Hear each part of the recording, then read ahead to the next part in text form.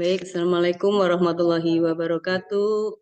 Salam, Om Swastiastu, Namo Buddhaya, Wibetongtien, Rahayu, Bakaswaras, salam kebajikan, dan salam semua saudara. Baik, terima kasih Bapak Ibu kembali hadir di sini di Jagongan Online IMP. Alhamdulillah kita bersama dapat mengikuti Jagongan Online Indonesia Merayakan Perbedaan. Nah, setiap Senin masih dengan tema yang sama dengan Senin yang lalu, yaitu tentang implementasi dokumen Abu Dhabi dari perspektif agama dan kepercayaan. Dan kali ini, pada malam hari ini, yang akan pemaparan adalah dari agama Hindu, Buddha, dan juga dari agama Kristen. Dan sebelum kita mulai, mari kita dengarkan lagu Indonesia Merayakan Perbedaan agar kita semakin semangat pada diskusi malam hari ini ya. Sebentar.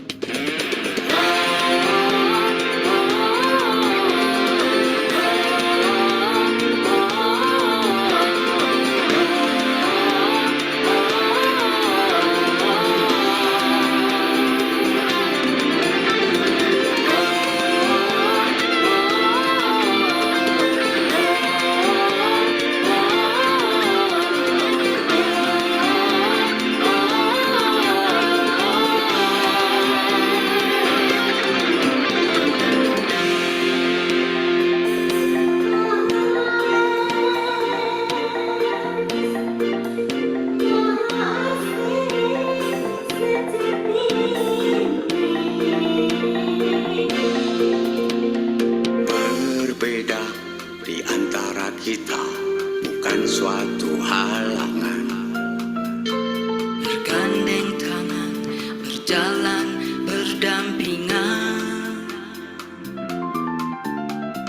Kita semua saudara, saling menyayangi.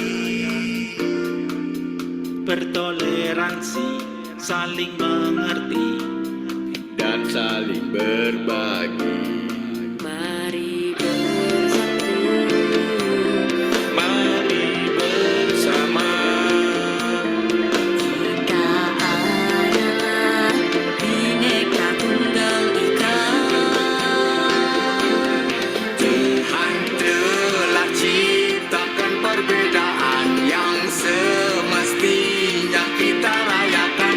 Perbedaan adalah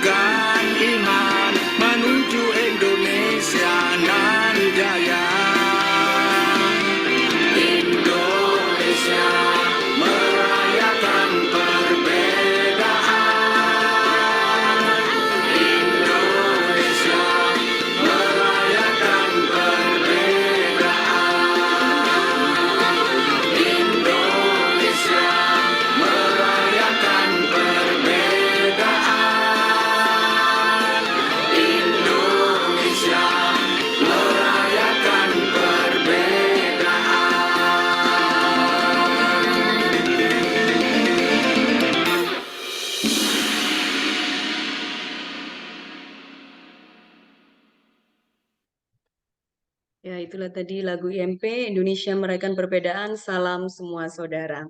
Baik Bapak Ibu peserta jagongan online, langsung saja untuk mempersingkat waktu, kita akan memulai jagongan dan diskusi kita pada malam hari ini yang akan dipandu oleh moderator kita dengan Bapak Kanjeng Raden Tumenggung Oto Bambang Wahyudi Dwi Jodipuro. Kepada beliau tempat dan waktu kami persilakan. Silakan Pak Oto.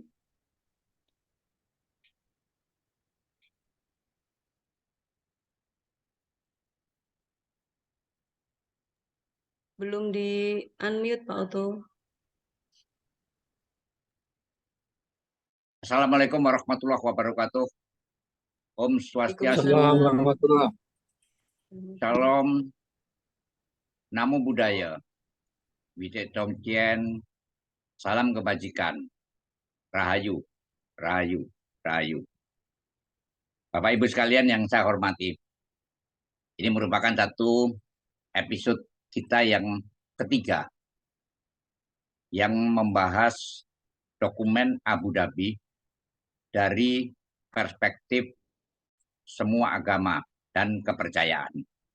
Nah, dokumen Abu Dhabi ini yang ditandatangani pada tanggal 4 Februari 2019 oleh Paus Fransiskus bersama-sama dengan Imam Besar Al-Azhar Profesor Dr. Ahmad Al-Tayeb di Abu Dhabi yang dikenal dengan dokumen Abu Dhabi, dan dinyatakan bahwa tanggal 4 Februari ini menjadi satu hari persaudaraan internasional atau International Day of Fraternity. Nah, seakan-akan kalau kita melihat dari dokumen Abu Dhabi ini yang ditandatangani oleh Paus dari Katolik, Paus Fransiskus bersama-sama dengan Imam Besar Al-Azhar, seakan-akan bahwa ini hanya menyangkut masalah Katolik dan Islam. Padahal dokumen ini menyangkut ada 12 item. Ada 12 item, di mana dari 12 item itu dapat kita lihat bahwa ternyata itu tidak hanya untuk umat Katolik dan Islam semata, tapi untuk semua umat manusia. Nah, pada malam hari ini telah hadir di hadapan kita. Yang pertama, saya sapa terlebih dahulu Bante Tejopuno. Namo Buddhaya Bante. Namo Buddhaya. Gimana, sehat Bante ya? Sehat, namo.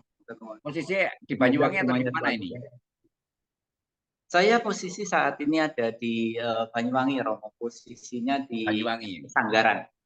Ya, dekat Sanggaran. dengan Pulau Merah. Pulau Merah. Nah, saya baru saja juga menyimak ada satu uraian dari Bante, tapi tidak sebut namanya itu, dari Thailand yang baru kembali ke Indonesia terkait dengan hukum karma dan kelahiran kembali. Ini cukup menarik.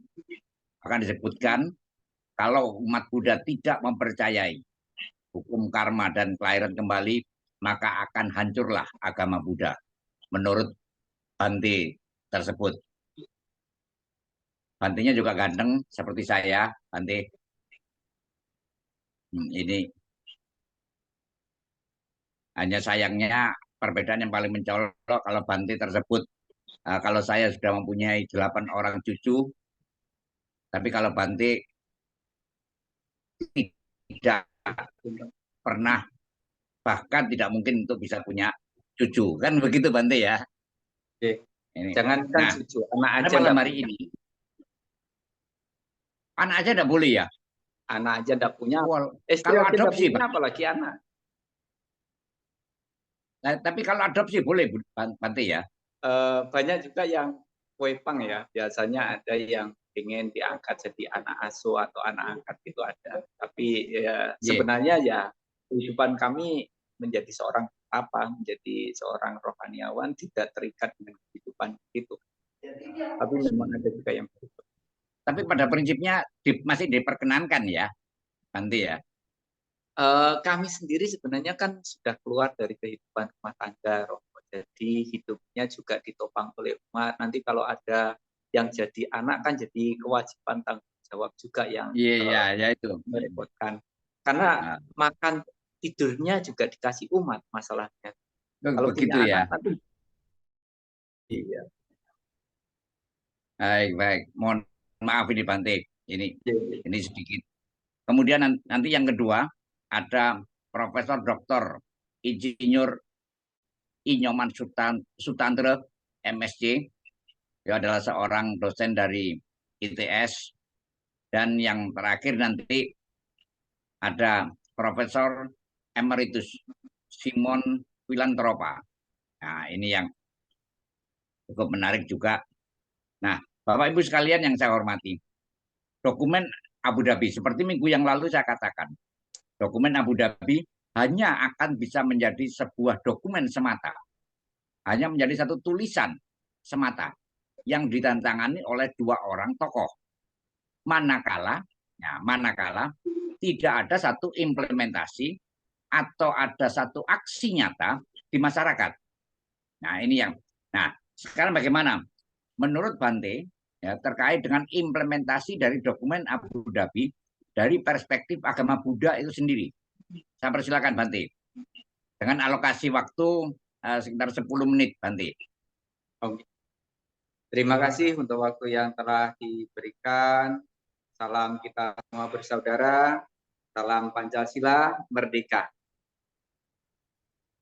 Para sesepuh yang saya hormati, para Romo semuanya, semoga semuanya selalu sehat, selalu bahagia, dan kita nantiasa dari IMB ini bisa memberikan cahaya, penerangan untuk kita semuanya menjadi lebih baik dan bisa mewujudkan kedamaian.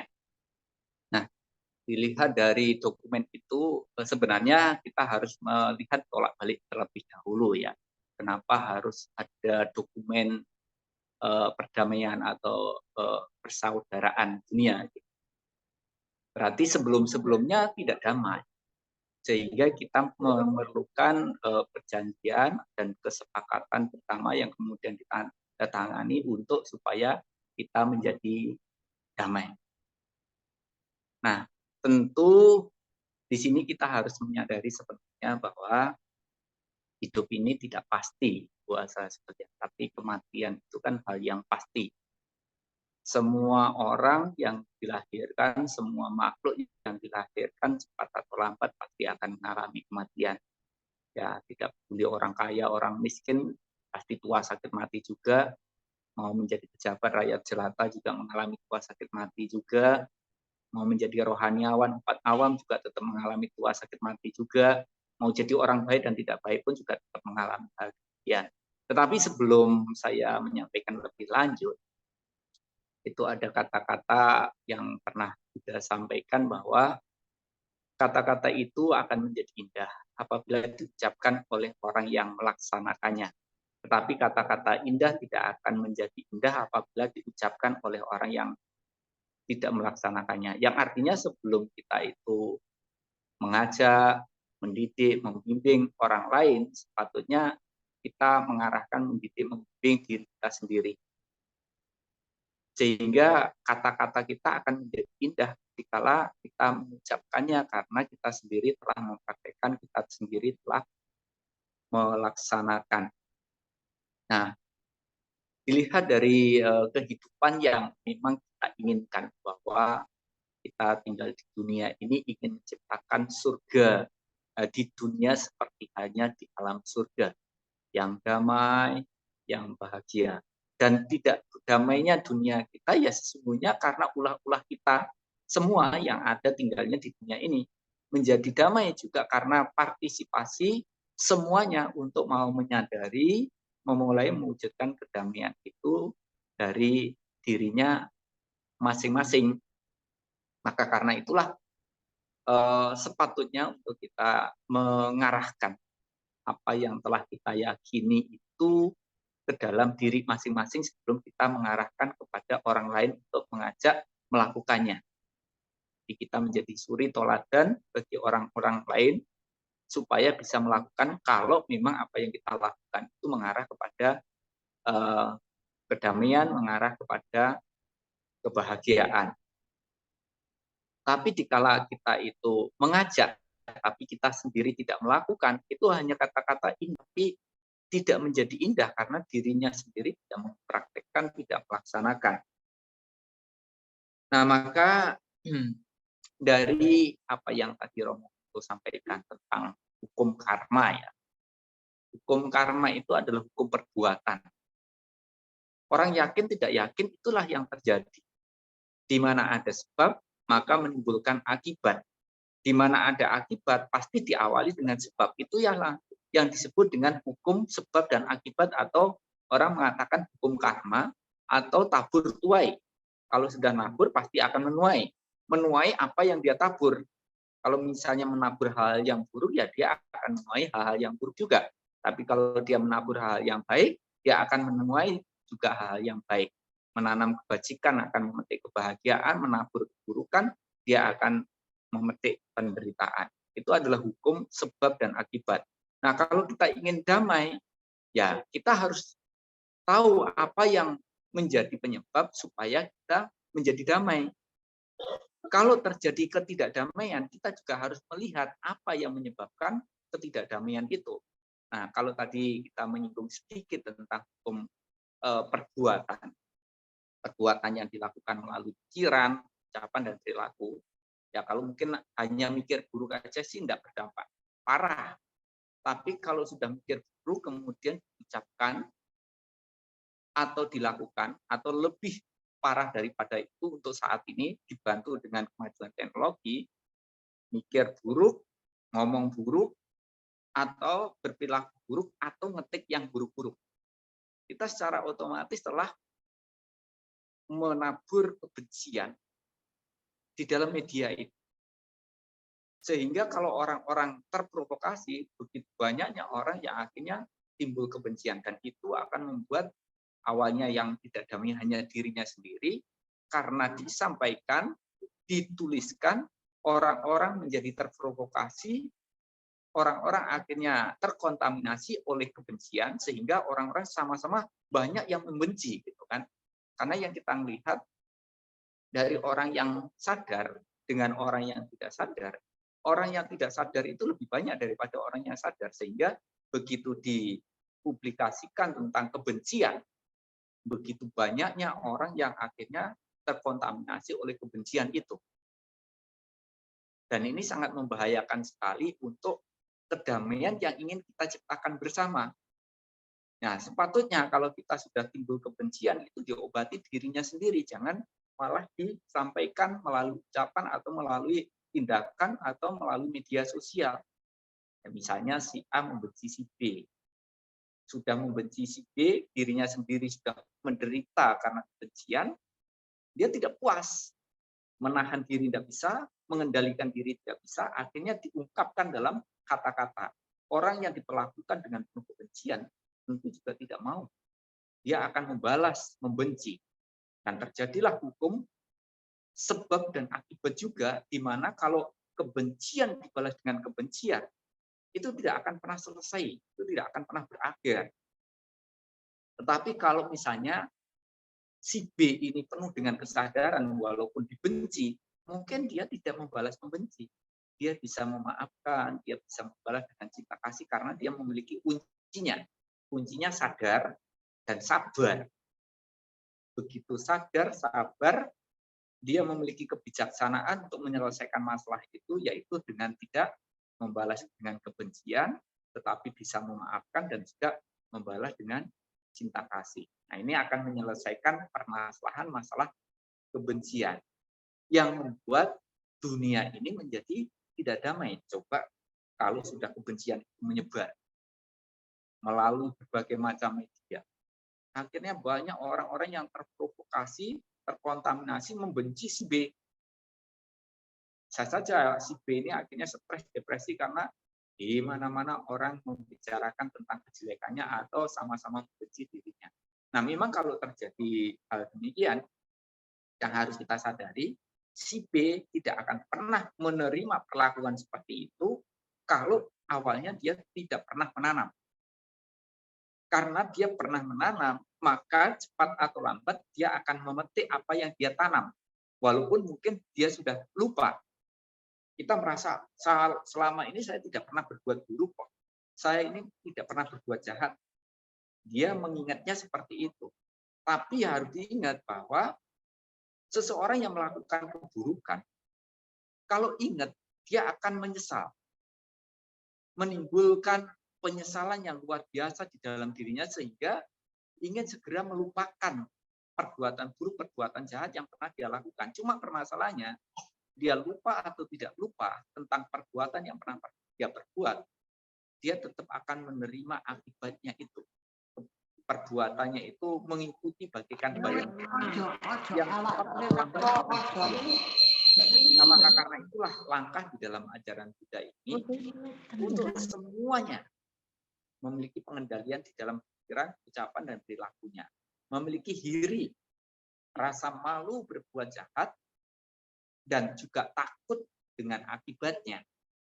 Nah, kalau kita sudah tanamkan rasa malu dan takut akibat dengan perbuatan jahat, ya dia pasti akan mengendalikan diri sebisanya, semampunya supaya tidak melakukan perbuatan jahat.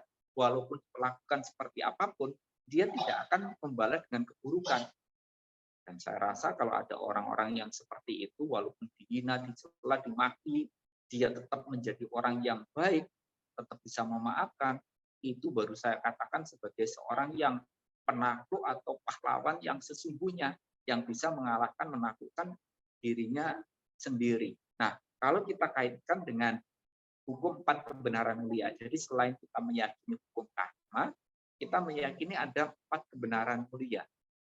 Yang di situ pertama kali tentang kebenaran, 4 kebenaran mulia, mengetahui penderitaan. Dan yang kedua, mengetahui sebabnya. Yang ketiga, akhir dari penderitaan itu. Yang keempat adalah jalan menuju ke akhir penderitaan.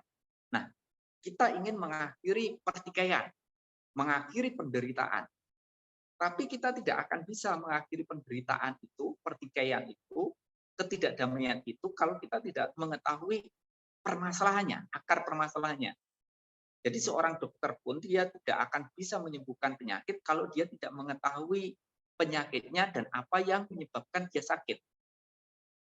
Kalau dia bisa sembuhkan sebab-sebab yang membuat si sakit ini sakit, maka si sakit akan sembuh. Nah, begitu juga dengan misalnya kita tidak damai. Apa yang menyebabkan kita tidak damai? Nah, di dalam hal ini, faktor karena nafsu kesenangan indriawi duniawi yang ada di dalam diri masing-masing. Maka untuk mewujudkan kedamaian ini peran semuanya, bukan hanya peran dari tokoh-tokohnya atau orang-orang tertentu. Mari kita mulai mengawali dari diri kita sendiri untuk mampu mengendalikan diri dalam nafsu kesenangan indriawi duniawi yang sesungguhnya senantiasa menuntut untuk dipuaskan. Kemudian ada kebencian. Coba kalau kita ini tidak suka, kecewa, marah, benci, jengkel, sakit hati, tidak ditularkan.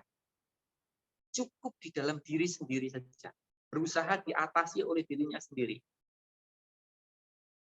Nah, ini supaya kita tidak memperparah dari kondisi yang sudah buruk. Mampu mengendalikan diri supaya kebenciannya tidak menyebar kemana-mana.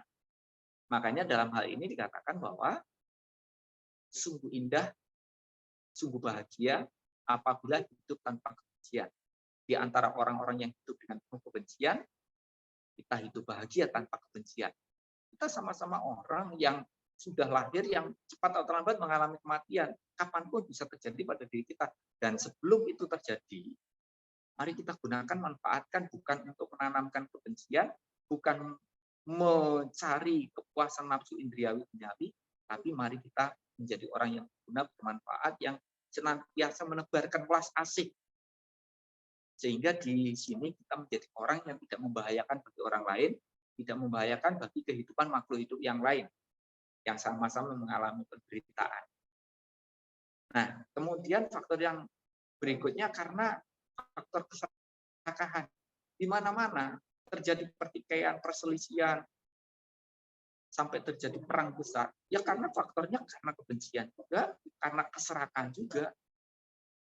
Misalnya, si negara A, dia tidak memiliki sumber daya alam, sehingga dia harus pergi ke tempat-tempat lain untuk memiliki sumber daya alam yang bisa digunakan, dimanfaatkan oleh negaranya. Begitu ketemu negara si B ini kaya raya, sehingga di situ dia ingin mendapatkan, walaupun sedikit tidak apa-apa. Dia ingin mendapatkan sedikit tidak apa-apa. Tapi begitu dia dapatkan sedikit, saya tidak yakin kalau puas hanya sedikit. Akan langkah banyak kalau mendapatkan lebih banyak dan lebih banyak. Dan lebih serakahnya lagi, gimana caranya untuk menguasai semua? Ya mungkin karena faktor keserakahannya, penduduk lokalnya diadu domba dengan niatan semua harta kekayaan bisa diambil untuk kesejahteraan negaranya. Itu kan dari faktor keserakahan. Terjadi peperangan juga karena faktor kebencian. Saya dulu pernah dikalahkan, sekarang saya sudah kuat, saya akan membalas kekalahan saya, dendam saya, kebencian saya. Di perang juga. Saya benci kalau melihat ada orang lain hidupnya bahagia, negaranya sukses. Saya ingin rampas kekayaannya karena faktor benci melihat orang lain bahagia. Dan ini semuanya adalah tindakan-tindakan orang yang diikuti oleh kebodohan. Kenapa? Karena ternyata kita ini tinggal di dalam dunia yang sama. Begitu kita melakukan itu, dunianya menjadi tidak damai, dunianya menjadi rusak. Maka karena itu harapan kita, ya kalau kita punya sesuatu, kita gunakan untuk kesejahteraan kita, lebih baik lagi kalau kita bisa membantu saudara-saudara kita yang memang juga membutuhkan. Negara kita akan menjadi negara yang besar kalau seumpamanya peduli dengan negara yang miskin, misalnya bisa berbagi kepada mereka, bisa membantu kepada mereka. Apalah istilahnya bangganya negara kita besar, sedangkan negara lain kelaparan misalnya. Atau kita menjadi orang sukses tapi tetangga kita makan aja tidak bisa. Apa artinya sebuah kesuksesan kita kalau kita lihat orang lain menderita kita tidak peduli? Maka karena itu mulai diawali dari diri kita. Mari kita semuanya mengetahui ini ternyata yang menjadi sebabnya. Sebab kenapa terjadi ketidakdamaian, ketidakharmonisan, ketidakbahagiaan kita, dan ketidaksejahteraan kita.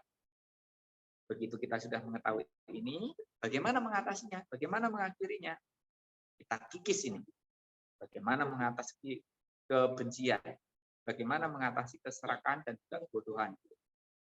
Dalam Dhammapada, Buddha pernah mengatakan, kalahkan kebencian dengan cinta kasih, kalahkan kesombongan dengan kerendahan hati, kalahkan kekikiran dengan kemurahan hati, dan kalahkan kejahatan dengan kebajikan. Karena memang manusia itu akan menjadi bernilai berharga dikala ia menjadi manusia bermanfaat bagi orang lain, bagi makhluk hidup lain, ataupun bahkan bagi negara, bagi dunia yang sama-sama kita tepati bersama. Semoga dengan adanya IMP, dengan sering kita membahas hal ini, suatu saat dari IMP ini ada tokoh kita yang mendapatkan piagam perdamaian.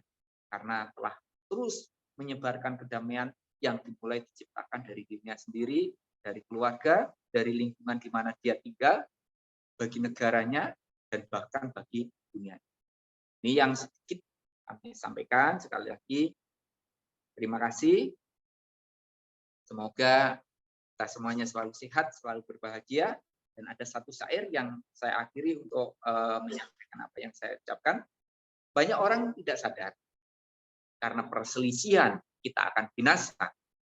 Dan barang siapapun yang menyadari hal ini, maka ia akan segera mengakhiri pertikaian, mengakhiri perselisihan. Salam kita semua bersaudara, salam Pancasila merdeka. Terima kasih. Terima kasih Bante. Nah, ini sangat menarik ini. Jadi faktor kelembutan yang sangat dibutuhkan. Kalau ada orang berbuat jahat, jangan dibalas dengan satu kejahatan. Ini. Tapi itu satu hal yang memang kadangkala mudah untuk diucapkan sebenarnya.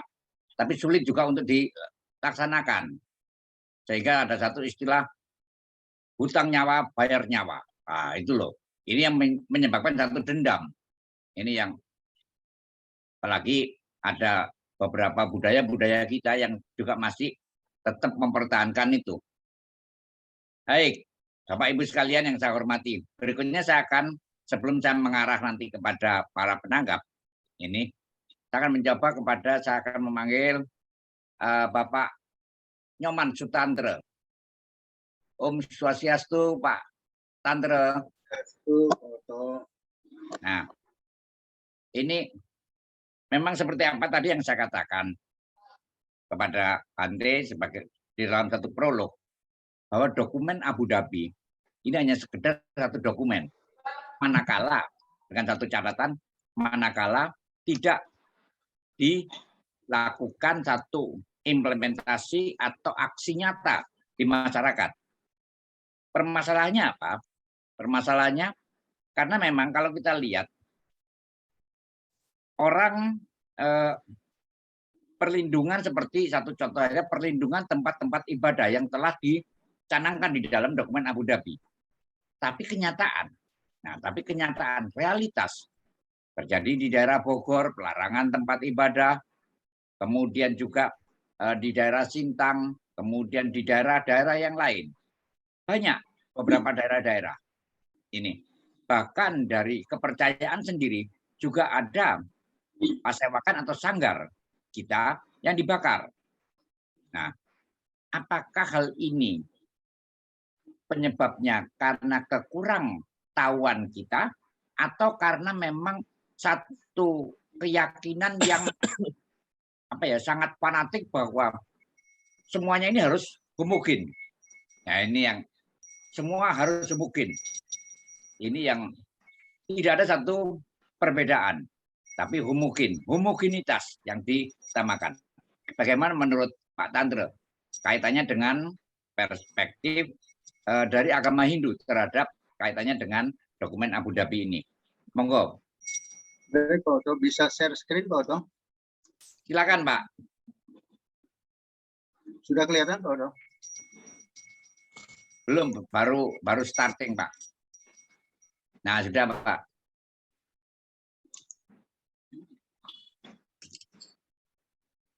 Ya, jelas suaranya, jelas, Jelas, sudah, Pak. Ya. Implementasi dokumen Abu Dhabi. Salam semua saudara.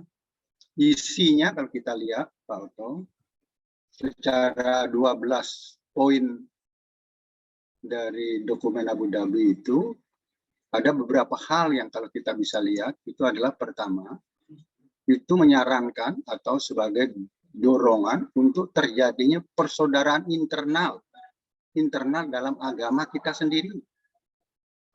Kemudian membangun juga persaudaraan antar umat beragama.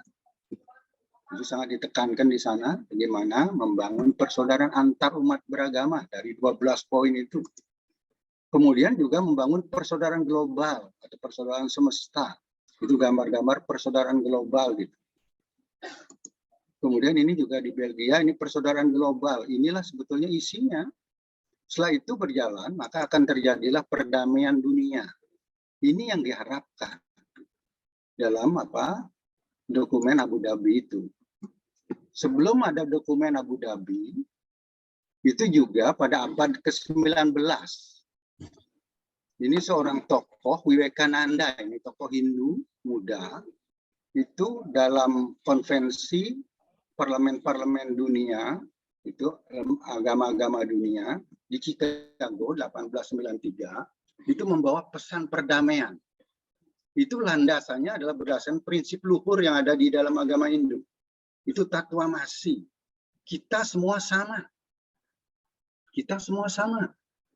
Karena kita yakin pada Tuhan itu adalah satu. Dan juga Wasudaiwa Kutumbakam. Kita semua bersaudara. Apapun agamanya, apapun kulitnya, apapun sukunya, apapun bangsanya, kita semua bersaudara. Dua keyakinan inilah Vivekananda membawa pesan perdamaian. Ya, pada abad 19. Ini kan Abu Dhabi baru 2019. Ini pada abad 19. Di mana petikan dari pidatonya, ini petikan dari pidatonya. Saya bacakan petikan dari pidatonya, ini sehingga dia dikatakan pembawa pesan perdamaian dari timur.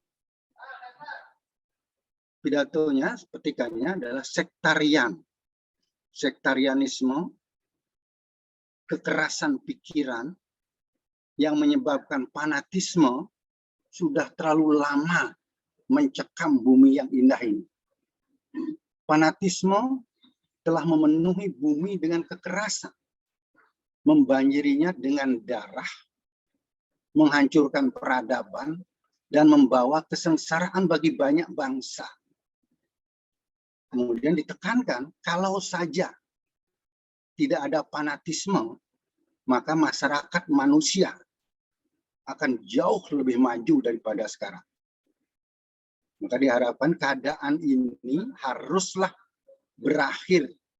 Dan saya berharap, gitu dalam pidatonya, saya berharap lonceng yang dibunyikan pada konvensi ini menjadi lonceng kematian bagi semua fanatisme. Semua bentuk penyiksaan oleh pena atau oleh pedang. Dan bagi semua perasaan benci antar manusia. Yang sebenarnya semua manusia itu berusaha untuk mencapai tujuan yang sama.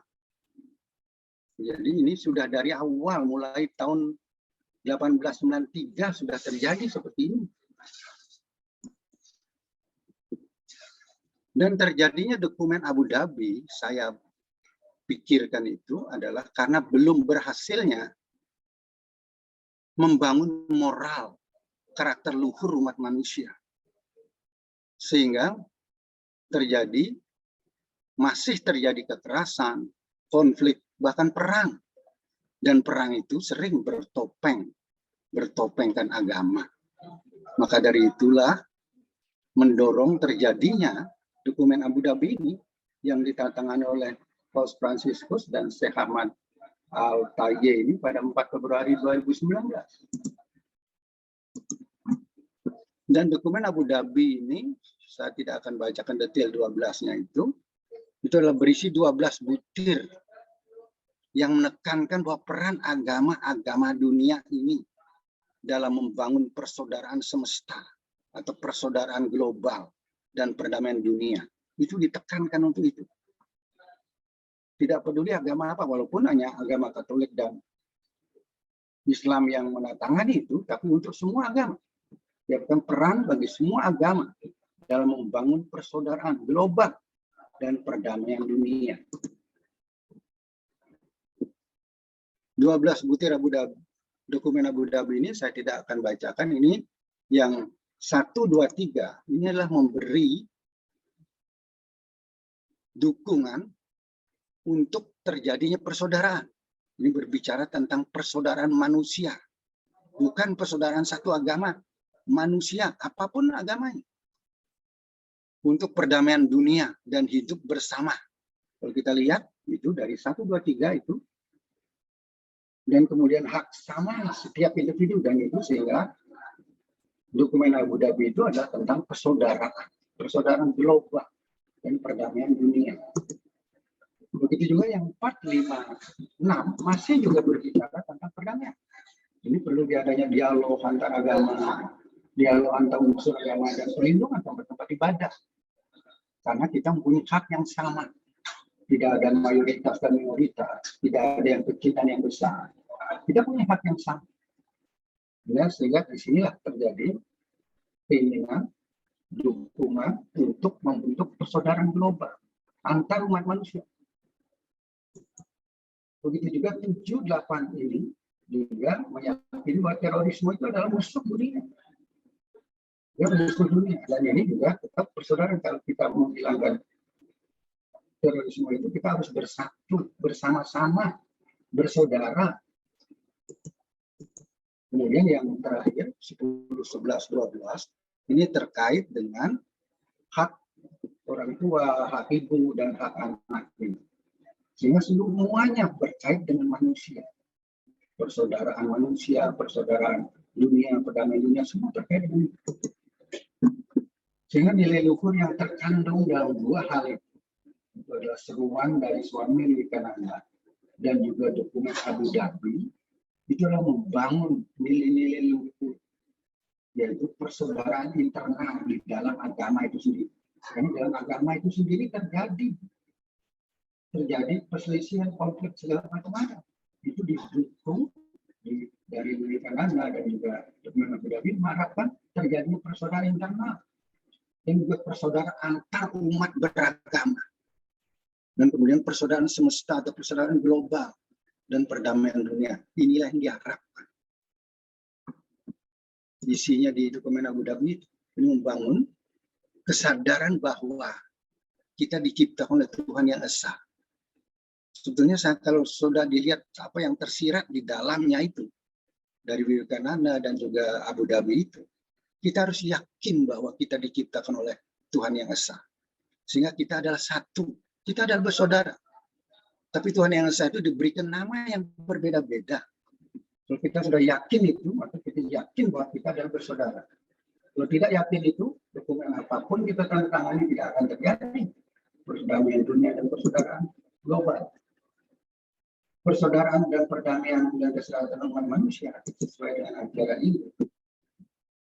Di dalam Bhagavad Gita bab 3, sloka 10 dikatakan, Tuhan yang Maha Esa menciptakan alam semesta ini yang indah, damai, dan harmonis. Dan begitu juga menciptakan makhluk-makhluk niskala dan skala, atau makhluk spiritual dan material. Spiritual artinya menciptakan para dewa. Material artinya kita, umat manusia dan lainnya, makhluk-makhluk lainnya. Melalui persembahan suci atau yadnya, yang artinya adalah perbuatan tanpa pamrih. Ini perbuatan tanpa pamrih. Dan juga bersabda bahwa sejahterakanlah semua. Tidak hanya sejahterakanlah umat Hindu, itu bukan. Sejahterakanlah semua ciptaan Tuhan melalui persembahan suci, melalui perbuatan pikiran, kegiatan perkataan, dan kegiatan perbuatan kita yang tanpa pamrih, yang tulus untuk kesejahteraan seluruh ciptaan manusia. Dan dari sinilah Trihita Karana itu terjadi. Kita harus harmonis dengan seluruh umat manusia dan harus harmonis dengan alam dan segala isinya. Dan disinilah landasan moral dan nilai luhur yang universal untuk membangun perdamaian dan persaudaraan semesta dan juga perdamaian dunia. Dan di sini sebetulnya kesadaran dan keyakinan akan keesaan Tuhan itu dan kewajiban kita melakukan perbuatan baik yang tulus tanpa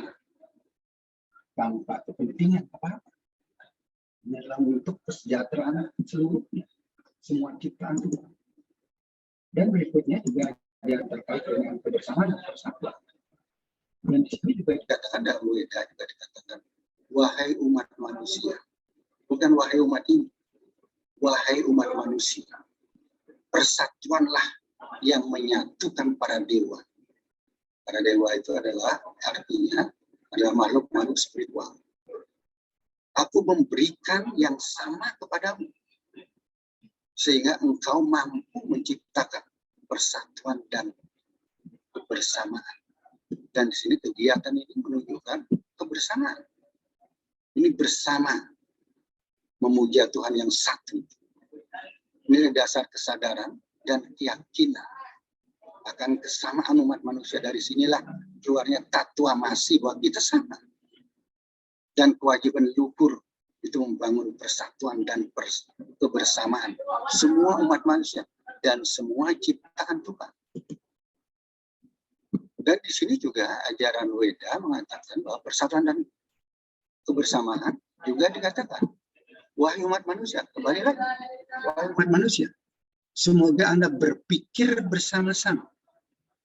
Semoga Anda berkumpul bersama-sama. Hendaknya lah pikiran dan gagasanmu sama. Aku memberimu pikiran yang sama dan kemudahan yang sama. Dan ini seperti dalam ini, sebagai dasar kesadaran dan keyakinan bahwa tugas utama dan tugas mulia umat manusia adalah membangun kebersamaan dan membangun persaudaraan. Seperti halnya ini, filsafat gamelan. Kebersamaan ini bagaimana implementasi kebersamaan itu melalui budaya gamelan ini. Kebersamaan persaudaraan melalui budaya gamelan ini dia berbeda bentuk. Gamelan itu berbeda-beda bentuk. Bunyinya pun berbeda. Namun dia menyatu dalam satu irama yang indah. Kalau dia tidak menyatu dalam irama yang indah, tidak akan indah untuk kita. Maka dia harus berbeda, tapi menyatu dalam satu irama yang indah. Itu budaya gamelan. Budaya gamelan itu tidak begitu saja. Itu mengandung makna persaudaraan, persatuan dalam keberbedaan. Dan ini juga dalam berorganisasi, sebagai tuntunan Weda dalam berorganisasi ini, sekali lagi juga, wahai umat manusia, semoga Anda maju dengan niat-niat yang sama. Semoga hatimu, batin, dan pikiranmu sama satu sama lainnya. Sehingga Anda bisa diorganisasi, diatur secara serasi dan harmonis. Seperti halnya di dalam tarik keca. Dia berbeda. Dia membangun kebersamaan dan membangun persaudaraan global yang indah melalui budaya tari keca ini. Tari keca yang menonton ini global ini. Dan dia berbeda orangnya. Tapi satu dan harmonis dalam gerak dan iramanya yang indah. Dengan bilang cak cak cak cuk cuk cuk gitu saja sudah luar biasa, saling indah. Satu sama lain saling mengisi, gerak harmonis. Dan di sini implementasi untuk gerakan mulai dari gamelan, tarian, segala macam, itu implementasi dari persaudaraan. Dan begitu juga di sini, wahai umat manusia, Anda seharusnya berjalan bersama-sama, berbicara bersama-sama, dan berpikir yang sama. Seperti halnya para pendahulumu bersama-sama membagi tugas-tugas mereka. Begitulah Anda mestinya memakai hakmu. Seperti mengangkat hal yang sangat berat ini, kalau dia tidak bersama, bersatu, membagi tugas satu sama lain, tidak akan bisa diangkat. Jadi karena begitu banyaknya orang, saking kebersamaannya, rasa persatuannya, tidak ada yang terganggu, tapi tahu tugasnya masing-masing. Dia berbebas diikuti oleh siapa saja, tapi harus tahu tugasnya masing-masing dengan sifat persaudaraan. Jadi bebas diikuti, dihadir oleh siapa saja, tapi sikapnya harus dengan etika persaudaraan. Dengan etikanya dia adalah persaudaraan. Ini kita harus lakukan di mana-mana. Gotong royong adalah di sini. Tanpa kegiatan gotong royong, tidak akan terangkut ini begitu beratnya. Dan itu sudah terbiasa. Karena dia sudah terbiasa satu dan bersatu dalam satu perbedaan. Membagi tugasnya masing-masing. Dan ini juga kegiatan di Belgia, ini kegiatan hari Nyepi. Begitu juga ini persaudaraan global. Di dalam pegiat kita juga dikatakan, semua manusia adalah sama. Terdiri dari, yaitu Atman, atau Tat, sang jiwa. Dengan dibungkus oleh budi, manah, ahamkara. Budi adalah kecerdasan spiritual, manah adalah pikiran, ahamkara ego, panca budindriya, panca indriya kita, dan panca budi karmendriya yang melaksanakan kaki, tangan, dan lainnya. Dan panca mahabuta. Panca mahabuta itu yang membuat kita. Zat padat, zat cair, ruang, gas, dan api. Ini semua 24 unsur. Tidak ada bedanya. Semua manusia. Siapapun terdiri dari 24 unsur ini. Sehingga tatwamasi dari sini munculnya. Tatwamasi terhindar karena kita harus harmonis dengan sang pencipta kita, terhindar karena Kita harus harmonis dengan semua ciptaan Tuhan, dengan seluruh umat manusia, dan harmonis dengan alam. Dan juga wasudaiwa kutumbakam. Kita adalah semua bersaudara karena kita yakin bahwa Tuhan itu satu. Manusia saja memberikan nama yang berbeda-beda. Dan berbeda juga dikatakan orang yang menganggap semua umat manusia memiliki atman atau jiwa yang sama dan dapat melihat dan menganggap semua manusia sebagai saudaranya, maka orang tersebut tidak terikat dan bebas dari kesedihan dan kesengsaraan. Dan itu sudah ditanamkan, diajarkan dari awal, kebersamaan, persatuan, dan persaudaraan. Dan ini terkait tuntunan dalam umat Hindu. Ada tuntunan yang harus diikuti, ada 24 paling tidak, 24, dan 24 terdiri tatua masih semua segala macam, banyak sekali, ratusan tuntunannya ini. Kemudian yang tidak boleh diikuti ada banyak, ada 10 yang tidak boleh diikuti, nanti tidak semua akan diuraikan, ada beberapa saja. Dan inilah tuntunan menuju kehidupan yang moksartem jagatika. Jadi umat Hindu menuju kehidupan yang moksartem jagatika. Kehidupan yang rukun, damai, harmonis, adil dan sejahtera dalam perbedaan. Dan seluruh umat manusia, seluruh ciptaan Tuhan. Jadi 24 unsur banyak sekali, ada Astabrata, Sadmitra, segala macam, banyak sekali tuntunannya. Nah, yang patut diikuti ini seperti Trita Karana, tadi Bante sudah mengatakan, itu dikatakan Trikaya Parisuddha, satunya pikiran, perkataan, dan perbuatan dalam bingkai kebenaran. Inilah integritasnya umat Hindu. Atau integritasnya umat manusia, satunya pikiran, perkataan, dan perbuatan dalam bingkai kebenaran. Dan kemudian Trita Karana, kita harus harmonis dengan Sang Pencipta, harmonis sesama manusia. Bukan hanya sesama umat Hindu, sesama manusia. Dan hidup harmonis dengan alam dan semua isinya. Dan juga sadharma, dharma wacana, berbicara dengan baik, berdialog dengan baik, berbudaya dengan baik, berjalan dengan baik ke arah yang benar dengan cara yang benar, berbuat dengan baik, dan menimbulkan dharma santi, menimbulkan perdamaian. Perdamaian dunia, persaudaraan semesta, dan perdamaian dunia. Sadkerti, jana kerti, dan atma kerti ini kita selalu menyucikan badan dan jasmani dan rohani kita.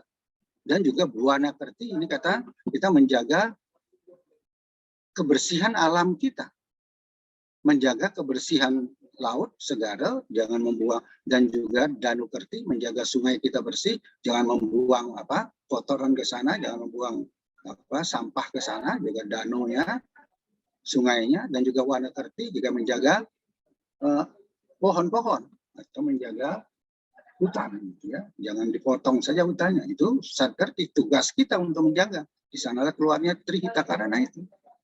Dan kemudian Pancayama Brata, ahimsa, tidak menyakiti siapapun, tidak menyakiti yang lain, tidak hanya orang lain, yang lain, siapa saja. Berpikir suci, arif, dan bijaksana. Santun dan teguh pada kebenaran. Tidak serakah dan tamak. Dan tidak mencuri dan mengambil hak orang lain. Dan kemudian juga Pancayama Brata. Tidak marah dan sabar kita. Dan juga patuh, hormat kepada catur guru. Ada catur guru.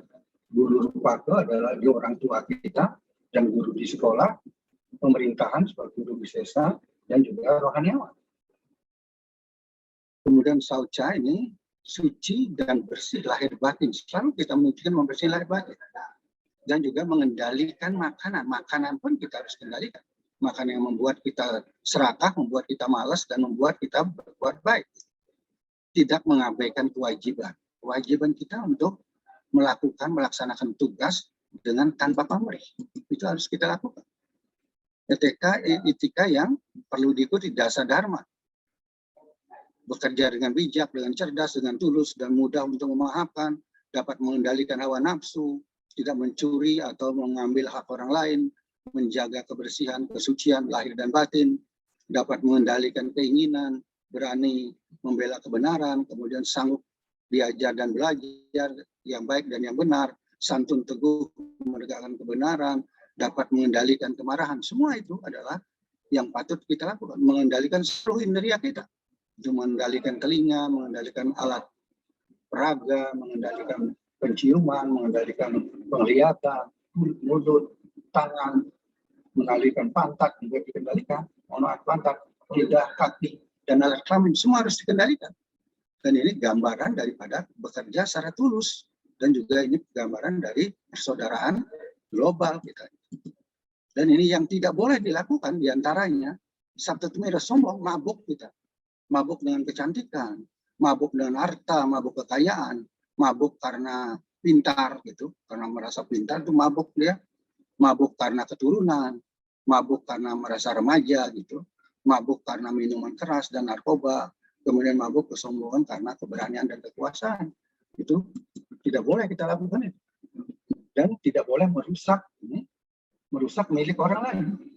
Tidak boleh meracun orang lain, tidak boleh menggunakan ilmu hitam, tidak boleh melakukan mengamuk yang kejam, tidak boleh berkosa, dan tidak boleh memfitnah orang. Sekarang kan terjadi fitnah memfitnah gitu. Padahal itu tidak boleh. Sadribu itu tidak boleh mengumbar hawa nafsu, tidak boleh mengumbar kemarahan, tidak boleh serakah dan tamak, dan tidak boleh mabuk, lupa diri, dan juga tidak boleh iri, dendam, dan dengki. Kemudian tidak boleh bingung, tidak boleh ragu, tidak boleh takut, ya. Dan terimalah banyak yang melakukan hal yang seperti ini.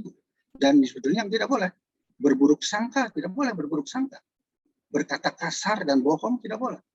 Berbuat tidak baik dan tidak adil itu tidak boleh. Dan disinilah kita melukat ini, gambar ini adalah melukat para global pun, orang-orang turis, orang-orang asing melukat, menyucikan diri. Ini penyucian diri siapa saja boleh. Tanpa apakah itu agamanya apa kulitnya apa, sukunya apa, melukat, penyucian diri, menghapuskan sifat-sifat buruk. Dan implementasinya juga apa yang kita lakukan? Implementasi mulai pakaian. Pakaian ini ada maknanya. Kita berudang ini atau dastar ini, kepala kita diikat ini artinya apa? Mengendalikan pikiran kita supaya selalu arif dan bijaksana. Baju kita putih mengendalikan perkataan kita. Pakaian kita, kamen kita bagus, rapi gitu, mengendalikan perbuatan kita. Ini trikaya parisuddha. Pikiran, perkataan, dan perbuatan. Begitu juga putri-putri. Membuat bunga, diikat kepalanya, rambutnya diikat, bukan digelung rambutnya, mengendalikan pikiran. Dan ada bunga supaya berpikir indah. Ya, ini pengendalian pikiran, perkataan, perbuatan. Itu trikaya parisuddha. Dan juga mulai dari tempat suci kita. Di Hindu itu tempat suci ada trimala, tiga tempat, di utama, di paling dalam, di tengah, dan di luar. Di paling dalam dinamakan utama mandala. Di sana kita dituntun untuk bisa berdoa, untuk bisa harmonis dengan Tuhan. Harmonis dengan Sang Pencipta. Berbakti tulus kita kepada Sang Pencipta. Karena kita yakin Sat Chit Ananda. Dari Tuhanlah keluar pengetahuan yang memberikan kita bahagia. Itu Sat Chit Ananda. Di tengah kita harus bersaudara dengan semua umat manusia. Disinilah muncul Tatwamasi, Wasudaya Kutumbakam, Bhinneka Tunggal Ika. Tidak ada musuh di antara kita. Di tengah kita, kalau kita masuk ke alam Madhya Mandala, kita di sana sudah tidak ada pikiran dendam kepada yang lain, iri kepada yang lain, bermusuh kepada yang lain. Kita semua sama. Kemudian di Nistha Mandala, di tempat terluar, kita harus bakti menjaga alam kita. Ya, alam semesta, ya Sankertih tadi itu, menjaga alam kita supaya bersih. Karena Buana Agung dan Buana Alit mempunyai vibrasi. Kalau vibrasi itu harmonis, maka kita menjadi hidup sejahtera. Dan kemudian ini melukat juga. Melukat ini mengendalikan semua pikiran-pikiran kita, membersihkan lahir dan batin kita, menghilangkan sifat-sifat yang kotor kita gitu. Ya. Kemudian membersihkan penyucian diri ini. Dan juga implementasinya apa? Melalui rumah, Tritekarana ini rumah. Rumah saja juga ada 3 mandala. Tempat yang terluar ini Sankertih itu kita bakti atau bisa menjaga alam semesta, lingkungan kita, membersihkan lingkungan kita. Di dalam ini alam kita, rumah kita, rumah ada di tempat kita untuk apa? Harmonis dengan Tuhan, ini ada dengan berbakti kepada Tuhan. Di sini kita tempat di tengah halaman Madya Mandala kita melakukan harmonis dengan sesama umat manusia. Di sini kita melakukan apa dinamakan sadharma tadi. Wacana kita baik, kemudian kita berdialog dengan baik, berbudaya dengan baik. Semuanya kita hidup santi di sini. Kemudian kita di rumah kita, ini guru Rupaka kita, itu menuntun kita panca nititin dharma. Itu terdiri 5, menuntun kita untuk hidup santi, hidup damai, rukun. Itu satya. Satya artinya kebenaran. Kita harus menegakkan kebenaran. Santun menegakkan kebenaran. Dharma itu kebaikan, kebenaran, kebaikan. Itu. Kemudian prema itu ulas asih. Ini dharma bisa kebajikan. Kita harus menjaga kebajikan kita. Moral dan karakter yang luhur. Prema ulas asih. Ahimsa tidak menyakiti siapa saja. Dengan begitu kita akan hidup santi. Di hati kita santi, makanya kita selalu menyebutkan terakhir Om Santi, Santi, Santi, supaya hati kita santi dan hati yang lain santi dan juga kita bersama-sama santi sehingga kita menjadi persaudaraan global. Ya. Kemudian yang terakhir matur sembah nuwun, salam semua saudara, dan dengan salam semua saudara semoga terbangun persaudaraan global dan perdamaian dunia. Itu Pak Oto. Terima kasih Pak Oto. Luar biasa sekali Pak Tandra. Ini sangat menarik, tapi akan lebih menarik lagi kalau ini materi ini bisa di-share di chat room ini agar teman-teman saudara-saudara kita yang bisa download. Ya. Kalau enggak nanti dikirim, biasanya dikirim ke Mbak Ulan. Ya, baik. Bapak Ibu sekalian yang saya hormati, sekarang saya memanggil Pak Simon, apakah sudah ada berada di antara kita?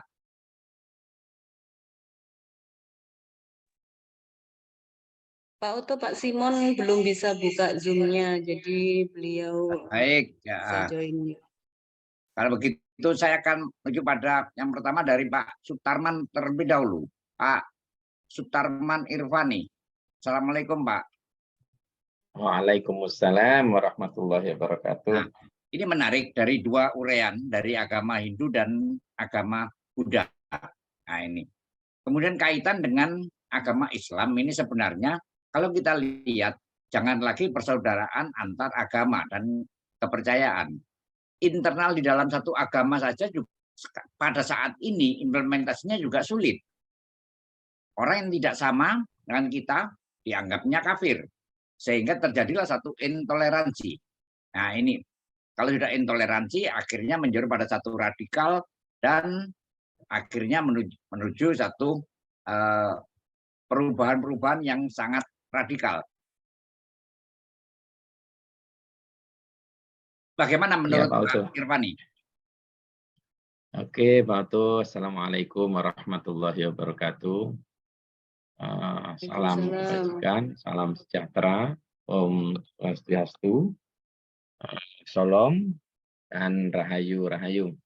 Terima kasih. Saya sebetulnya mendampingi Bapak Kiai Haji Muhammad Nizam As-Sofa. Mohon maaf tidak bisa hadir di jagongan pada malam hari ini karena masih bersama para jamaah. Saya diminta untuk bisa menunggu, untuk bisa mendapatkan sebuah informasi hangat, sehangat kopinya Pak Oto dalam kaitannya implementasi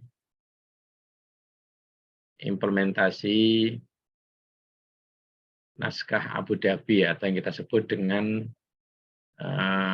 dengan dokumen Abu Dhabi.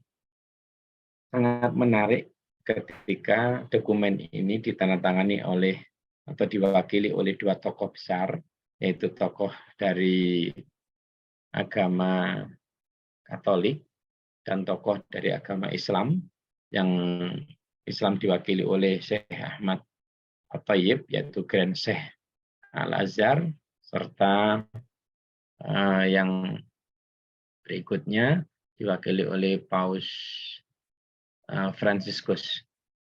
Sebetulnya di dalam Islam itu sudah ada pada tahun 900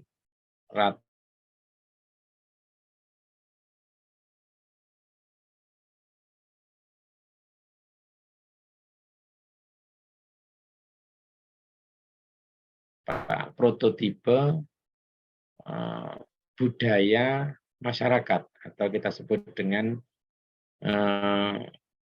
masyarakat madani, yang itu dilakukan oleh baginda Rasul ketika berada di Madinah, yang kita sebut dengan piagam Madinah. Cuman dulu memang tidak sehebat sekarang. Piagam Madinah itu kita sebut Sahifah Al-Madaniyah atau Sahifah Madaniyah. Itu juga sama, dilatar belakangi oleh berbagai macam pemahaman, dilatar belakangi oleh pemahaman latar belakang budaya, dilatar belakangi oleh latar belakang agama, yang menimbulkan beberapa hal yang menyebabkan tidak harmoni yang ketika itu berada di kota Madinah. Bapak-bapak, ibu-ibu peserta jagongan EMP yang saya hormati, ketika sekarang digulirkan kembali sebuah naskah atau dokumen penting, tentunya ini ada beberapa hal yang perlu kita garis bawahi. Yang pertama adalah latar belakangnya. Kalau kita lihat latar belakang dunia ini, bukan tidak semakin maju, tapi sudah sangat maju. Kemajuan di bidang akademis, kemajuan di bidang skills, kemajuan di bidang teknologi, itu sungguh sangat pesat sekali. Rupanya ini yang melatar belakangi kita harus menandatangani secara khusus, mengikat secara khusus sesuatu yang membuat harmoni kehidupan. Yang disebut tadi di dalam agama Hindu, tadi bagaimana kita bisa berbuat lembut terhadap semua ciptaan. Yang dari agama Buddha, bagaimana kita bisa menjalin sebuah persaudaraan global. Dalam Islam sendiri, ini bukan hanya tugas pemerintah, bukan hanya tugas ormas, bukan hanya tugas seorang pemimpin, bukan hanya tugas seorang rohaniawan atau kiai atau ustadz, tapi di dalam Islam tugas mulia ini yang disebut oleh panjenengan lembut dalam bersikap, ihsan atau persaudaraan global ini adalah tugas pribadi, tugas setiap muslim. Jadi malah lebih apa ya, kalau di muslim itu atau di agama Islam itu malah lebih gawat lagi. Siapa yang tidak bersinergi, tidak merahmati kepada yang lainnya, maka bisa keluar dari lingkaran keimanan. Tentunya keimanan yang hakiki. Saya secara pribadi berharap dengan adanya naskah atau dokumen ini bisa kita implementasikan, yang sekarang ini didukung oleh NU. Di Indonesia itu yang kemarin sempat heboh juga, itu dengan fikih peradaban. Sebenarnya fikih peradaban itu adalah bagian kecil dari implementasi naskah ini kalau saya lihat. Karena di dalam fikih peradaban itu mencoba melihat sebuah peradaban dunia yang tidak terkungkung dengan satu teks, hingga bisa kita harmonisasi antara teks faktual dan tekstual. Dalam fikih peradaban yang digagas oleh NU, yang kemarin sudah juga ditandatangani dan disampaikan kepada PBB, yang kita sebut dengan ya fikih peradaban dunia, itu akan membawa kita kepada sebuah nuansa harmoni pada seluruh masyarakat dunia. Tapi tidak serta-merta hal ini bisa mulus. Nanti dalam tubuh Islam sendiri itu terdapat beberapa hal pemahaman yang tidak sepaham juga ada, yang menganggap ini tidak penting, yang menganggap ini adalah keluar dari rel dan sebagainya. Ya, karena di dalam agama sendiri itu tergantung bagaimana kita mencoba mendekati sebuah teks, yang teks itu asalnya adalah dari Al-Quran dan hadis Nabi besar Muhammad SAW. Tapi sepanjang ini kita masih berjuang sedemikian rupa bagaimana mengimplementasikan tekstual itu bisa diimplementasikan melalui kontekstual, yang kontekstual itu selalu saja berdampingan dengan sebuah kelembutan dan selalu berdampingan dengan persaudaraan. Semoga dengan adanya kita jagongan ini semakin menambah kekuatan persaudaraan kita yang saling menjaga sebuah kelembutan dalam hidup. Terima kasih Pak Oto dari Madinah, salam persaudaraan.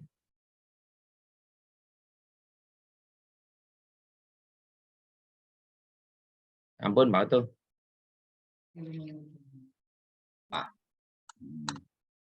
ini soalnya dimatikan oleh hostnya, jadi saya lupa.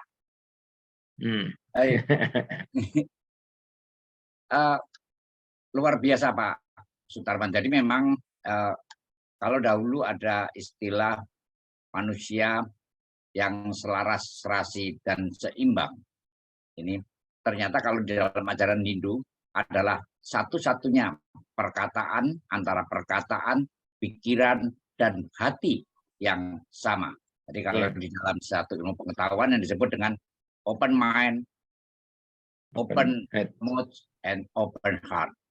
Ini yang jadi padahal hal ini kan banyak antara hati, pikiran, dan ucapan itu kadang-kala memang yang sering berbeda. Dan inilah yang menyebabkan ketidakrukunan kita sebenarnya. Kalau sudah pikiran dan ucapan yang tidak sesuai. Baik, berikutnya saya akan memanggil ini dari, kalau tadi Pak Simon Filantropa tidak ada, tapi di sini juga ada orang yang menyamai namanya Simon. Ya, Pak Simon lainnya. Ya, Pak Simon lainnya. Ini masih saudara ini dengan Simon Filantropa ini. Hanya yang satu dari Mojokerto, satunya dari Sukoharjo. Iya, sama-sama Tom. Pak Simon, selamat malam Pak Simon. Halo Pak Simon. Hilang bis. Simon Purba tadi bercengkrama sama kita. Nah iya. Pak Simon Purba kalah. Pak Simon Purba. Nah itu. Oke lah, sudah. Nang dia sih ditinggali tok ae. Ini Pak Simon ini asli dari Sumatera Utara, tapi yang sudah terkontaminasi di Jawa ini, di Sukoharjo. Jadi bahasanya pun juga sudah lebih halus daripada orang Jawa sendiri ini. Pak Simon, bagaimana menurut Pak Simon ini terkait dengan implementasi Abu Dhabi pada saat sekarang ini? Ya, terima kasih Pak Oto.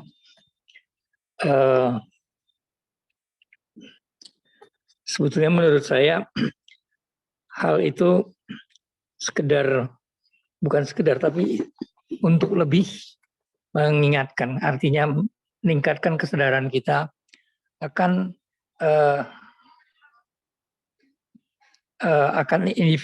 privatnya atau akan begitu individunya hubungan iman seseorang terhadap Tuhannya, sehingga seyogianya kalaupun tanpa ada seperti dokumen Abu Dhabi, kita harus ingat bahwa kita nggak perlu ngurusin agama orang. Kalau yakin dengan agama kita, maka yakinlah tanpa harus memburu-burukan agama orang lain. Sebaliknya, dengan meyakini dan menjalankan apa-apa yang diminta, apa-apa yang digariskan atau apa-apa yang diwajibkan oleh agama kita, sebetulnya secara tidak langsung kita sudah menghormati agama orang lain. Kira-kira sependek itu tuh sementara, Pak Otto. Terima kasih. Baik, Pak Simon. Kemudian saya akan memanggil lagi nih saudara saya yang dari Medan. Ini sama-sama dari Medannya ini sebenarnya aslinya ini. Sama-sama dari Sumatera Utaranya. Pak Ajuan. Witet Tongkien, Pak Ajuan. Ya Pak Otto. Ini salam kita semua bersaudara. Pak Otto. Ini saya terakhir baru menghadiri Cap Gomek ini Pak. Ya, Wah, Pak. asik sekali Cap Gomek. Hanya seru Pak ya. Ya, hanya saya berpesan ini sama teman-teman, jangan terlalu banyak makan Cap Gomek. Cap Gomek itu kan dari rebung, jadi nanti kita bisa naik gedek Pak. Ono ae Pak Otto. Jadi, tapi menarik. Ini apalagi ada rondenya. Ronde itu memang khas Cap Gomek ini Pak Ajuan ya.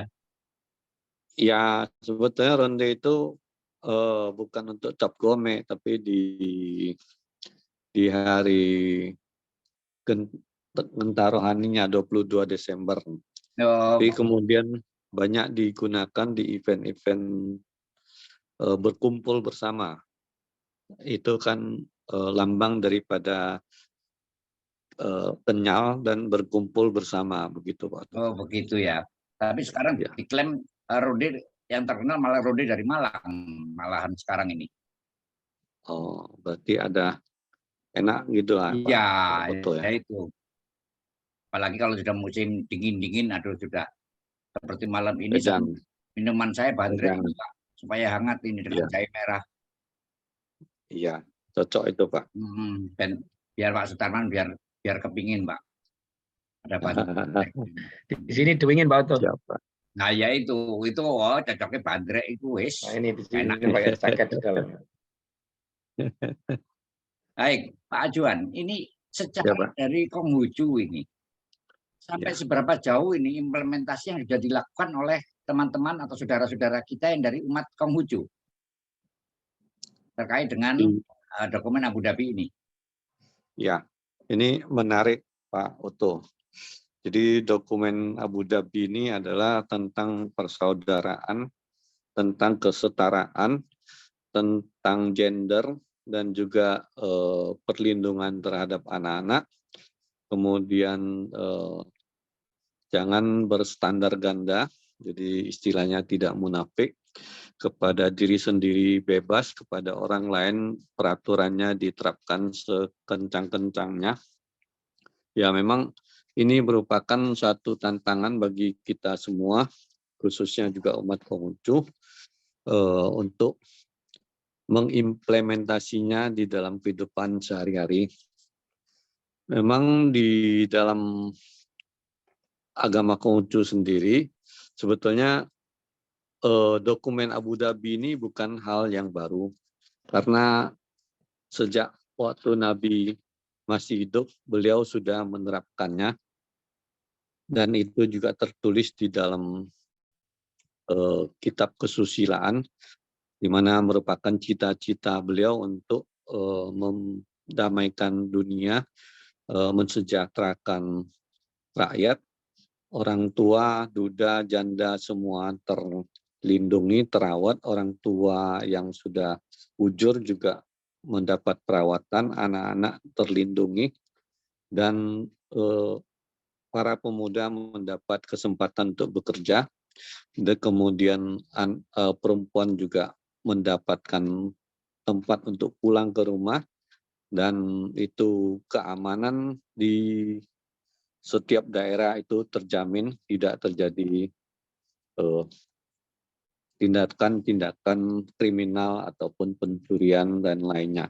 Dan di situ juga diterapkan tentang gotong royong dan kebersamaan, di mana barang-barang berharga itu digunakan untuk kesejahteraan bersama, tidak hanya untuk dimiliki sendiri. Dan kita juga mencintai orang tua lain, bukan hanya orang tua kita sendiri, mencintai anak dari orang lain juga bukan hanya mencintai anaknya sendiri. Nah, ini tantangan Pak Oto. Jadi implementasi ini sebetulnya membutuhkan, pertama adalah diri kita sendiri harus dapat menghayati, kemudian membina diri sedemikian rupa sehingga apa yang kita pikirkan dan kita ucapkan maupun tindakan kita ini menjadi orang yang dapat dipercaya.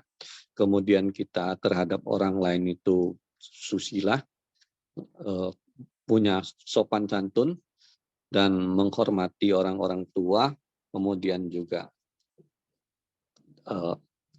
rendah hati, suka mengalah, dan apa yang diri sendiri tiada inginkan jangan diberikan kepada orang lain. Nah, sebetulnya di kalangan umat Konghucu hal ini juga ada diterapkan, cuman terkadang juga seperti yang disampaikan oleh bapak-bapak pemateri sebelumnya, bahwa untuk mengendalikan emosi itu susah, jadi kadang sering terpancing, kemudian juga sering meniru-niru lingkungan kita yang memang masih banyak terkontaminasi dengan keegoisan dan juga keserakahan. Itulah tantangan yang paling besar. Maka tidak cukup hanya, terkadang tidak cukup hanya kita ingin berbuat hal baik, tetapi kadang kita juga terkondisikan oleh lingkungan yang memang tidak ideal ini. Maka marilah kita bersama-sama, khususnya di IMP ini, kita menggaungkan lebih luas tentang kebersamaan dan kesetaraan, kebinekaan ini, agar hidup kita ini lebih indah, lebih damai, dan lebih harmonis. Dan kita itu tidak perlu menghabiskan energi yang sedemikian besarnya untuk saling membenci, saling merendahkan ataupun egois, namun kita fokuskan energi kita untuk membangun masa depan yang lebih baik. Demikian Pak Oto, kami akui memang implementasi di kalangan umat Konghucu itu masih seperti ibaratnya panggangan masih jauh dari api, artinya masih kita mencoba memberikan sosialisasi yang lebih baik daripada ajaran-ajaran agama Konghucu yang sebenarnya juga tidak jauh daripada dokumen Abu Dhabi ini, Pak. Demikian Pak Oto. Terima kasih Pak Ajuan. Nah, sekarang saya akan memanggil ini satu saudara saya ini yang dari Jakarta ini, Pak Rohmat Hidayat. Rahayu Pak Rohmat.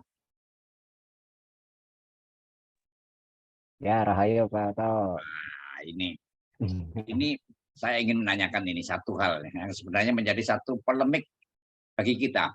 Ya. Di dalam dokumen Abu Dhabi, di antaranya dikatakan perlindungan pada tempat-tempat ibadah.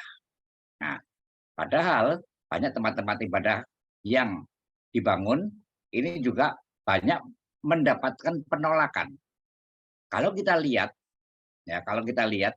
maka sumbernya sebenarnya dari SKP 2 Menteri. Kalau di pengayat, kita tidak mengikuti dari SKP 2 Menteri.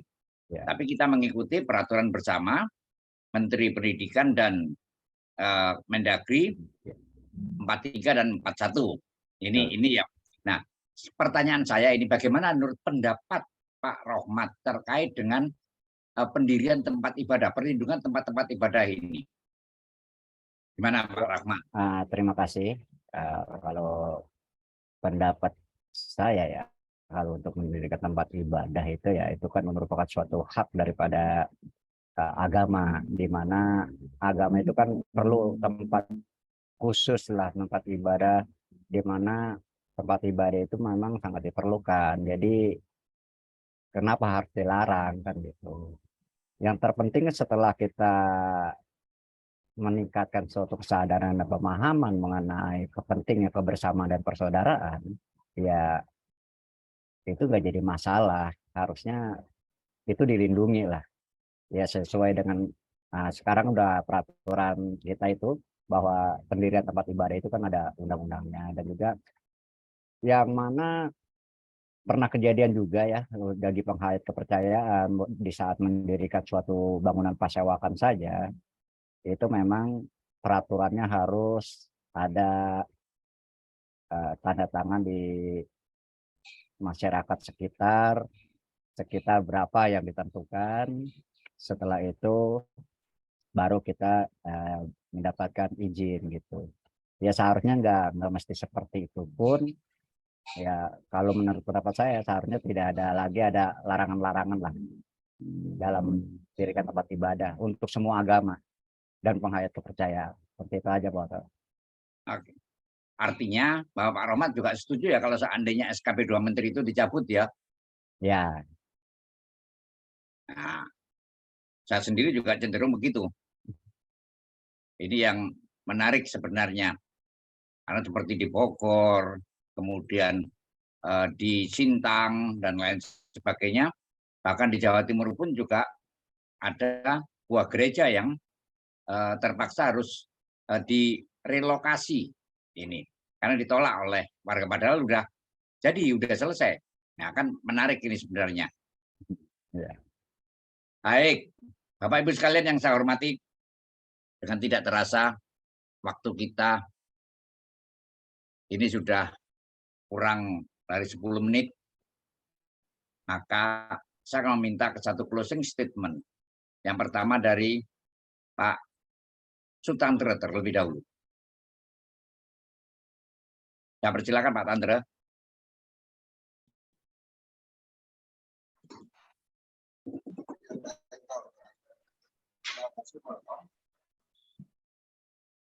Pertama ini, karena terkait dengan ini yang penting, kita harus membangun kesadaran bahwa semua agama-agama apapun kita peluk, itu adalah untuk membangun moral, karakter, dan budi pekerti luhur, untuk membangun persaudaraan umat manusia.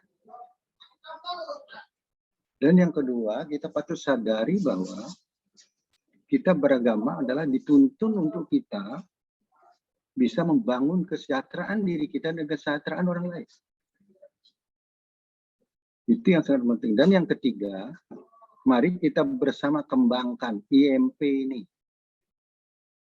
menjadi lebih luas, bisa mengembangkan persaudaraan secara regional di Indonesia, kemudian persaudaraan global, dan sehingga terjadi perdamaian dunia.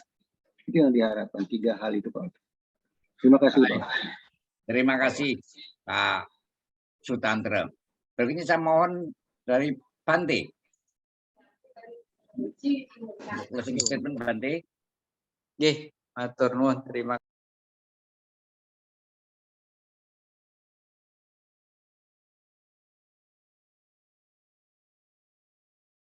Hilang.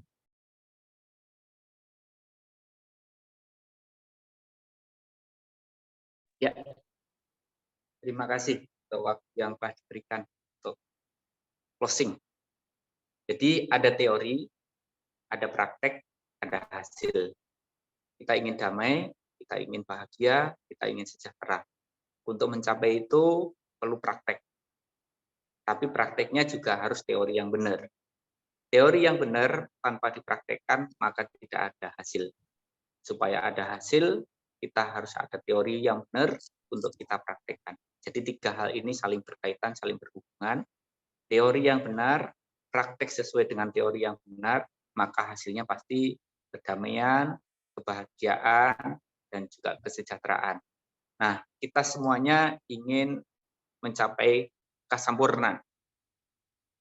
Jadi, jangan karena hal-hal yang bersifat duniawi, kita melupakan tujuan utama kita untuk gayuh kasampurnaan. Untuk gayuh kasampurnaan, kita harus selalu eling lan waspada. Setiap hari, setiap waktu, setiap saat, selalu sadar. Jadi saya sering menggunakan kunci ini, S4 ini. Selalu sadar setiap saat. Mikir dengan sadar, ngomong dengan sadar, berperilaku dengan sadar, supaya tidak ada kebencian, keserakahan, kebodohan, hawa nafsu menguasai, mencengkeram kita. Orang yang sadar, itulah orang yang mempraktikkan hidup dengan benar. Pikirannya benar, tutur katanya benar, perilakunya benar, maka dengan cara itu bisa gayuh kasampurnaan. Mari kita semuanya hidup rukun, kita hidup damai, untuk semuanya berupaya mencapai kesempurnaan. Sekian, terima kasih. Semoga kita semua bersaudara. Salam Pancasila Merdeka. Terima kasih. Baik. Kemudian yang terakhir saya akan bertanya ini kepada Pak Sutarman. Satu unek-unek yang masih belum tersampaikan ini Pak Sutarman, Pak Irwani. Nah ini terkait dengan toleransi beragama. Ini pertanyaannya sebenarnya sederhana. Apakah agama itu memerlukan satu pengakuan dari negara, Pak? Halo, Nggih. Halo. Ya. Ada beberapa tinjauan yang terkait dengan ditanyakan oleh Pak Oto tadi itu. Sistem kenegaraan kita inilah yang menyebabkan ada sebuah pengakuan dari negara. Kalau kita lihat di negara-negara lain maju, seperti di Singapura misalnya, atau di negara Eropa itu tidak membutuhkan pengakuan dari negara karena agama itu merupakan personal domain. Tapi sistem kenegaraan di Indonesia itu mengharuskan agama diatur oleh negara, ya Pak Oto. Nah, maka Kementerian Agama pada posisi ini mencoba mengharmonikan antar agama. Yang sekarang ini sedang digalakkan oleh Pak Menteri Agama itu adalah moderasi beragama. Sekarang di tingkat SD, tingkat SMP, tingkat SMA, perguruan tinggi, di bawah naungan Kementerian Agama itu harus memasukkan mata pelajaran moderasi. Nah, ini sebetulnya sebuah alternatif yang bagus. Karena agama harus masuk pada aturan kenegaraan, karena diatur oleh negara, dan kita sebagai umat yang mayoritas ini mencoba memikirkan sedemikian rupa dengan berbagai macam pola NU, pola Muhammadiyah, pola Persis, dan pola-pola ormas Islam yang lainnya.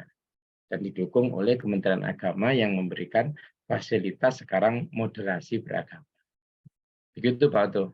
Baik, terima kasih Pak Sutarman Irwani atas pencerahannya ini. Memang kalau di negara lain ini memang saya lihat di salah satu indikatornya KTP-nya itu tidak ada kolom agama. Ya. Sama dengan paspor. Paspor kita pun juga tidak ada kolom agama ini dalam paspor kita. Baik, Bapak Ibu sekalian yang saya hormati, terima kasih kepada Bapak Profesor Dr. I. Nyoman Sutandra, Bapak Bante Tejokuno, Bapak Sutarman, Bapak Ajuan, dan saudara-saudara kita yang lain. Terima kasih sekali. Mohon maaf apabila di dalam tutur kata saya untuk memandu jalannya acara ini terdapat tutur kata saya yang kurang berkenan, mohon maaf yang sebesar-besarnya. Dan saya kembalikan kepada Pak Wulan Jamilah. Wulan Jamilah ini gimana sih Pak Oto? Mengganti nama orang harus dibancai Pak Oto. Baik, terima kasih kepada Bapak Kanjeng Raden Tumenggung Dr. Oto yang sudah memandu jalannya diskusi kita pada malam hari ini dengan gayeng, dan semoga diskusi dan jagongan pada malam hari ini bisa memberikan pencerahan manfaat kepada kita semua. Saya ucapkan terima kasih yang sebesar-besarnya kepada para narasumber, tokoh rohaniawan yang sudah memberikan tanggapan, dan juga kepada para peserta setia jagongan online. Semoga naskah atau dokumen Abu Dhabi ini bisa kita implementasikan, terutama dimulai dari diri kita sendiri, hingga bisa menguatkan persaudaraan kita, persaudaraan lintas agama ini, karena kita semua bersaudara. Salam semua saudara. Wassalamualaikum warahmatullahi wabarakatuh. Terima kasih, salam semua saudara. Malam.